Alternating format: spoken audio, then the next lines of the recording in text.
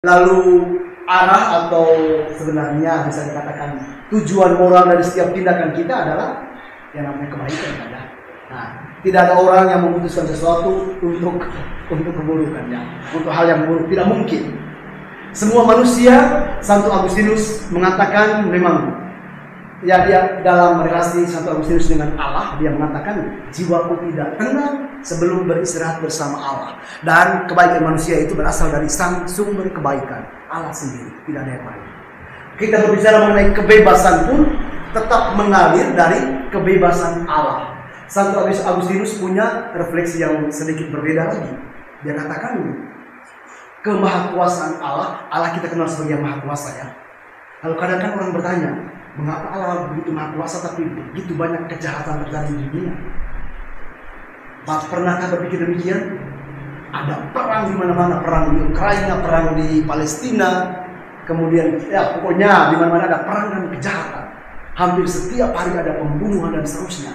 Lalu kan kita bertanya, di manakah kemahakuasaan Allah? Pernah bertanya? Itu namanya menggugat Allah. Dan kalau kita pikir dari pikiran manusia, gugatan itu layak, gugatan itu bisa diterima. Tetapi kita juga diajak untuk melihat dari sisi yang berbeda. Apakah benar Allah yang menyiapkan semua bencana dan seterusnya? Apakah Allah yang menciptakan itu? Bacaan hari ini, bacaan pertama, ada yang sudah bisa kan? Sudah pasti ya. Nah, bacaan pertama hari ini dari kitab kebijaksanaan sebenarnya mengatakan dengan cukup jelas soal ini ya. Nah, bahwa Allah sumber kebaikan, tetapi manusia juga yang punya yang namanya kebebasan. Lalu kan kecenderungan manusia adalah ketika terjadi bencana, ketika terjadi perang di sana sini, yang disalahkan adalah Allah kan ya, atau tidak? Kadang kita mengalami seperti itu. Kadang kita merasa Allah ini tidak adil. Kenapa kita yang berniat untuk hidup baik, lalu kemudian bahkan kadang kita sendiri juga mengalami yang namanya bencana. Yang kita bertanya, yang kita tuju untuk digugat adalah Allah. Tapi kan tidak sepenuhnya demikian. Seperti saya katakan tadi, manusia juga punya kebebasan. Mengenai gambar yang ketiga ini, yang di bawah, ya sebenarnya kebebasan itu juga berkaitan dengan rasa lega, plong, lepas bebas ya.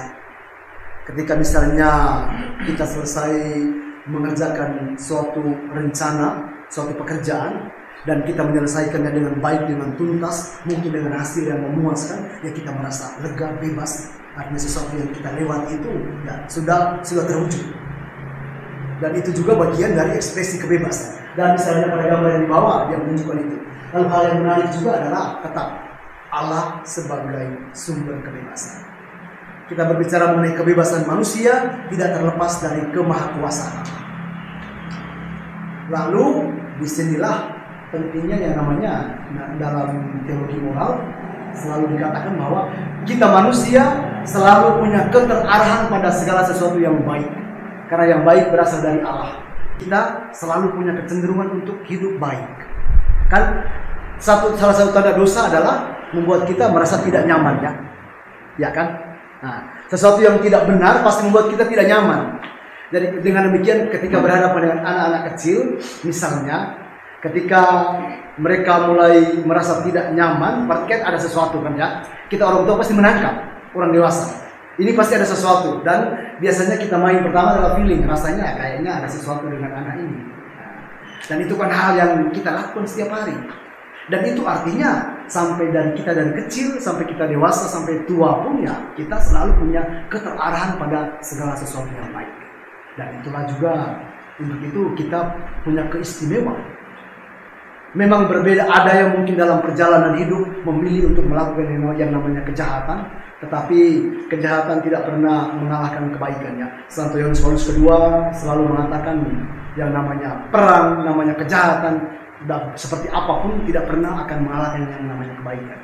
Yang namanya kegelapan, ketika datang terang pasti hilang ya, ya kan? Nah, misalnya sebuah ruangan gelap ketika ada lilin ya, lilin yang mana? Kan kita bisa melihat terang seperti itu. Tapi masalahnya saya waktu mempertahankan proposal disertasi saya. Saya mengerjakan tema tentang moral ekologi. Lalu ketika mempertahankan itu ada 4 dosen penguji, itu baru proposal ini. Lalu kemudian disuruh untuk mempertanggungjawabkan itu. Lalu ada satu dosen cukup tua, orang Yesuit, dia mengatakan karena yang satu dosennya mengkritik begitu tajam dan mengatakan kamu harus begini. Lalu dia mencoba menjelaskan, merasa bersyukur mungkin dia ini malaikat penolong untuk saya. dia mengatakan kita ada dalam sebuah ruangan, ada cahaya. Kecenderungan manusia adalah melihat bayang-bayang, ya. Nah, melihat yang gelap. Itu kecenderungan kita. Tanpa melihat begitu banyak tempat yang ada terang di mana-mana. Dan kita pun sama, ya. Kalau misalnya kita di keluarga juga, kita punya kecenderungan untuk melihat sisi negatif orang lain. Dan ini juga yang dikatakan sebagai dosa asalnya, ya, seperti itu.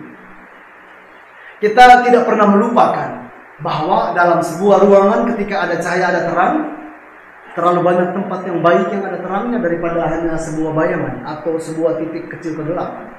Kembali ke tema kita soal bagaimana manusia diberi kebebasan untuk menjalani atau memutuskan segala sesuatu. Santo Agustinus, kembali ke tadi, ya, namanya kemahakuasaan Allah tidak membatasi kebebasan manusia, ya.